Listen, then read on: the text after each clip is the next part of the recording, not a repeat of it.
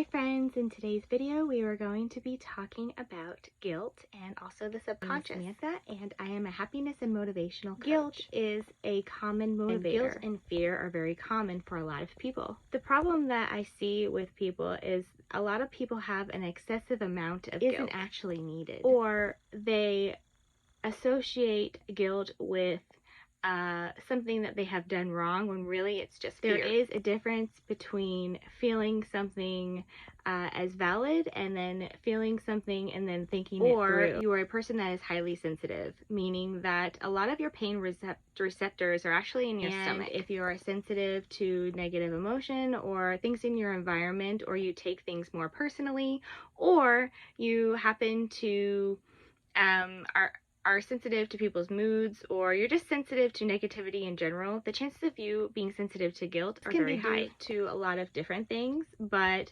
more often than not, females are more sensitive to their external environment than men. This has to do with our biological makeup. We're smaller, we have smaller reaction times or slower reaction times, so we're much more attuned to people's feelings and their facial expressions or body language rather than men, because they kind of have the upper hand. Men kind of have more of a quicker reaction time, therefore they don't really need to necessarily be in tune with people's emotions, or they don't really need to read into people, or they don't really need to pick up on body language because they're usually a lot bigger and they have a quicker reaction time. Not saying that guilt is a woman's emotion or a woman's sensation, but a lot of people that I see on my feed, as well as myself, struggle with an excessive amount of guilt. We're going to break this cycle here, and here are the options of how to do that. Out of this content, drop me a follow and a send. Guilt is not only summarized by having an internal value system that you live externally. I mean, if you have a value of being a good person, or you have a value of doing right by others, that's pretty vague. You want to go into, why do I want to be a good person? What is my actual values in my everyday life? This could be going into, I want to live more authentically, I want to be more expressive, I want to be able to, my values are, I want to be able to say that I'm proud of myself, that I didn't intentionally manipulate people into harm's way. Or my values are, I really like to be able to have people trust me in a manner that is okay for my inner compass.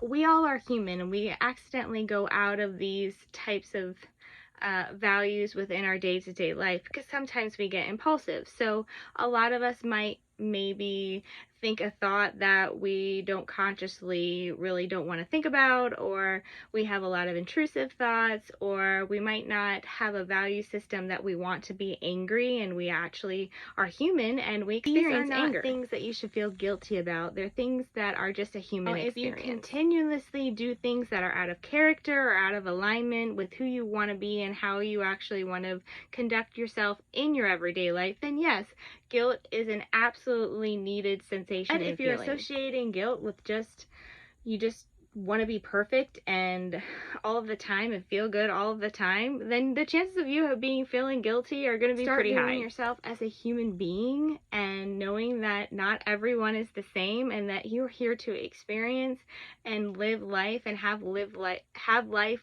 live through you. I'm also going to take this stone, for example, and this is going to be considered our conscious mind. Your conscious mind, in a nutshell, can only handle about 3 to 4 thoughts at a time. This is your subconscious mind. It's very deep and it has a whole lot of information.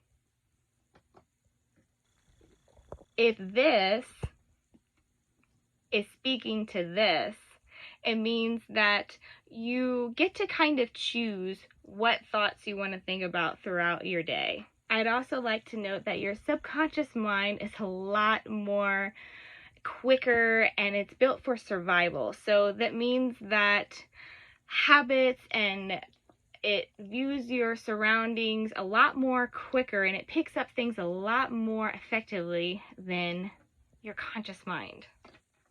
This is why I like to use the term subconscious as female and conscious as male. Or we're going to use like the masculine and feminine, because feminine is more about acquiring, birthing. It's more about fluidity. They usually, a person that is in their feminine, we're going to talk about, they usually are a person that is willing to take in information, receptive, open. Conscious mind or masculine is more of they have boundaries, they're more analytical, they usually have structure. These are all very masculine traits. They have a logic, strategic way of living their life. So you want to make sure that in your life you have a balance between the two. This helps, and follow for more.